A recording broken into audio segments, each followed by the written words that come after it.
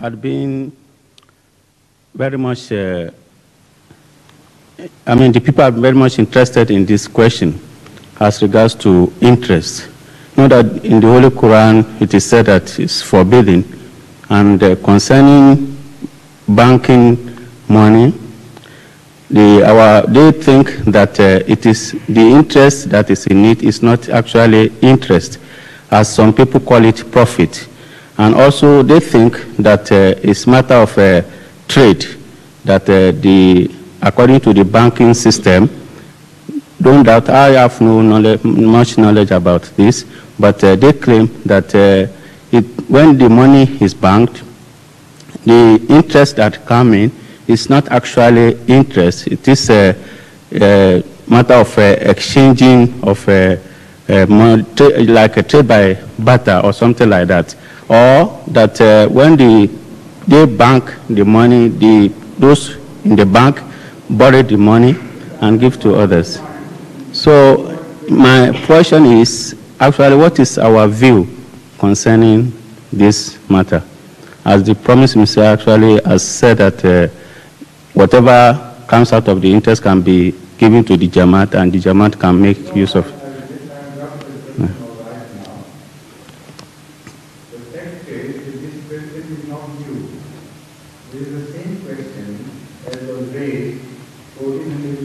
When the Holy Quran was being revealed, and the Holy Quran has dealt with this question and recorded this objection of the non-believers that this is a strange thing. Interest, usually, as mentioned in the Holy Quran, is the same thing as tijara. There is no difference. While one is prohibited and other is permitted, so the same trend of mind is generating the same questions again and again. So the difference should be understood, and the simplest way to make a differentiation between tijara and interest, as understood according to Islamic term, is to define both these things. Without definition, you will not be able to make distinction of one from the other. So how would you define usury or interest as against tijara? Give me a definition which will make it distinctly different from tijara, from ordinary trade. Well, know that the tijara trading is lawful as regards to, it's agreement between... What is tijara? Agreement between the buyer and the seller. That is, the trade is when one actually wants to get profit out of what is trading. No, give me some definition which makes it distinct from whatever you call interest. Yeah. So that no confusion can remain from then on, and according to the definition, one can immediately say, well, this definition applies to tijara, so this is tijara, this definition applies to usury, so this is usury. Yeah, as far as the interest is concerned in our area, it's so... No, that definition would be universal, not in your area only. Yeah, okay. Give me a universal definition. What I think to be I will start from the interest, is that when, for instance, somebody wants to borrow money, yes, and he tells, the one who is borrowing him tells him that I'm borrowing you this amount. Let's take, for instance, £2. And when you are returning the money back to me, it should be £4. This actually what they think to be interest. And the trade is that... What do the banks do? The bank, I said that I am not aware of the banking system. You're not? But I'm told, this is what I'm believed to, I'm told, but I'm not convinced actually. But they say that when one bank is money, those who are in the bank actually borrow the money to trade. And the No, that's not, we are not concerned with what the banks do. Yes. What we are concerned with is the fact that what is the term of depositing money with the bank. Now, when you speak of one contract, then you should remain limited to that particular contract. If I go into contract with you, after that, whatever you do with that money is not my concern at all. Whether you throw it away, whether you spend it on yourself, whether you put it in some bank or do some trade with that. I am not at all concerned because my contract will not be affected in the least by what you do to your money. When I lend you some money, there has to be some contract between you and me. And whether that transaction was legal or illegal, whether the conditions are permissible in Islam or not, that will be decided entirely within the limitation of that contract between me and you.